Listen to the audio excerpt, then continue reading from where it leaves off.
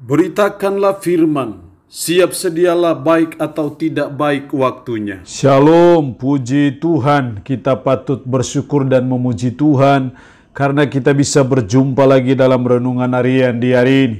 Mendengar firman itu suatu yang sangat penting karena iman itu timbul dari pendengaran dan pendengaran akan firman Kristus. Mengawalinya, mari kita berdoa.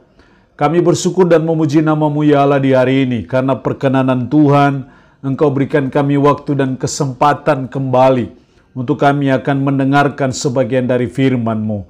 Roh-Mu yang kudus, tolonglah kami, urapilah dan berkatilah kami dengan kebenaran firman-Mu di hari ini.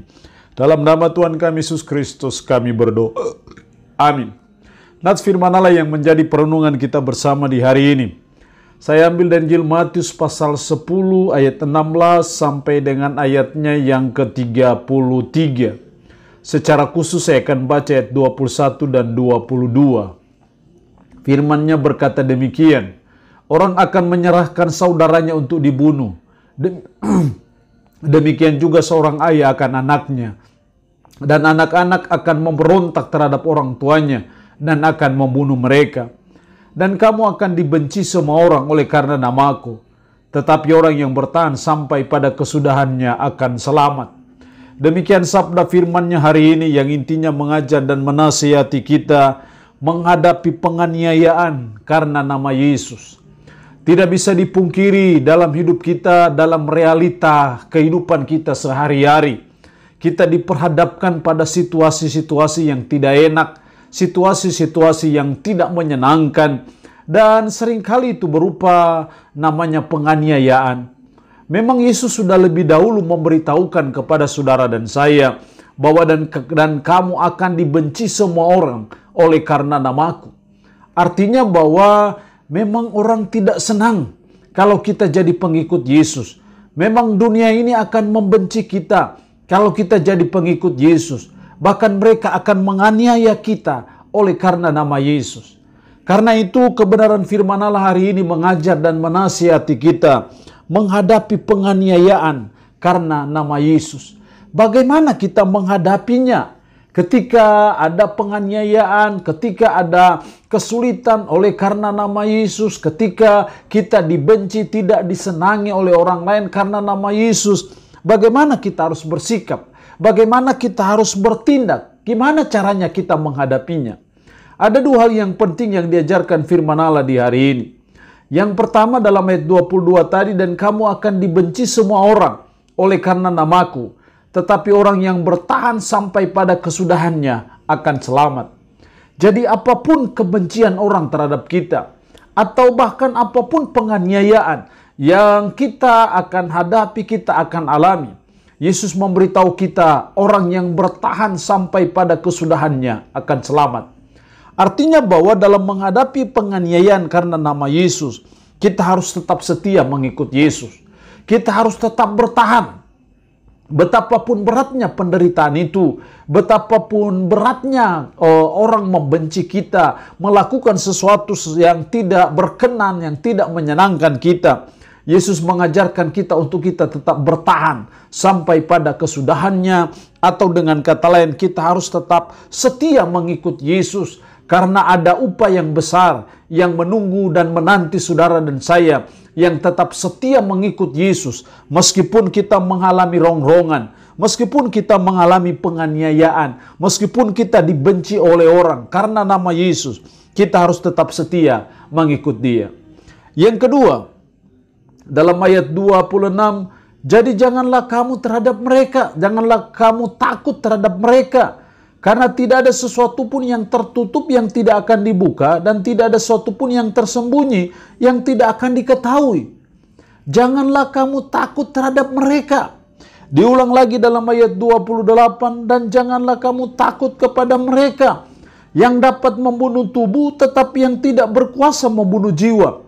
Takutlah terutama kepada Dia yang berkuasa membinasakan jiwa maupun tubuh di dalam neraka.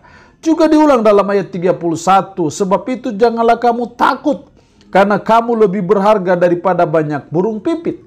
Jadi hal yang kedua dalam menghadapi penganiayaan karena nama Yesus, kita tidak perlu takut. 3 kali Yesus mengajar, jangan kamu takut. Artinya bahwa ketika kita menghadapi penganiayaan karena nama Yesus, kita tidak perlu takut kepada mereka. Karena mereka hanya bisa membunuh tubuh, tapi tidak bisa membunuh jiwa. Justru Yesus berkata, takutlah terutama kepada Dia yang berkuasa membinasakan baik jiwa maupun tubuh di dalam neraka. Jadi ketika kita menghadapi penganiayaan karena nama Yesus, mari kita belajar untuk kita tidak takut. Apapun juga. Ayat 32, setiap orang yang mengakui aku di depan manusia, aku juga akan mengakuinya di depan Bapakku yang di sorga. Tetapi barang siapa menyangkal aku di depan manusia, aku juga akan menyangkalnya di depan Bapakku yang di sorga. Itu artinya bahwa betapapun penganiayaan itu, kita belajar menghadapinya dengan tidak takut, tidak gentar menghadapi hal itu, karena kita percaya Tuhan pasti akan mampukan kita. Tuhan pasti kuatkan kita. Tuhan pastikan berikan jalan keluar yang terbaik bagi saudara dan saya ketika saudara dan saya menghadapi itu. Karena itu jangan pernah takut dan gentar. Dalam situasi apapun, dalam kondisi apapun juga. Semua ada dalam otoritas Tuhan, semua ada dalam kendali Tuhan.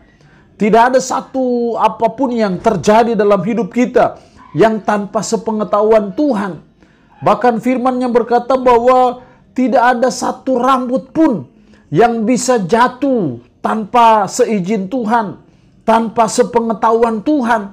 Itu artinya bahwa Tuhan menjamin dan Tuhan menggaransi kita sebagai umat, sebagai orang percaya.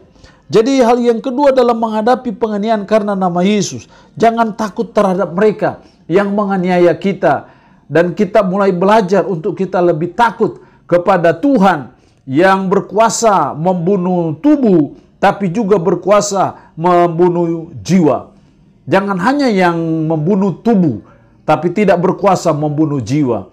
Jadi kita belajar dalam menghadapi penganiayaan karena nama Yesus, kita tidak perlu takut.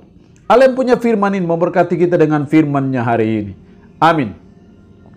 Mari kita berdoa. Kami bersyukur untuk kebenaran firman-Mu hari ini, yang mengajar kami menghadapi penganiayaan karena nama Yesus. Tuhan, tolong kami supaya kami tetap setia mengikut Yesus. Tolong kami supaya kami jangan takut terhadap mereka yang menganiaya kami. Roh-Mu yang kudus tanamkan dan meteraikan firman dalam hati dan pikiran kami.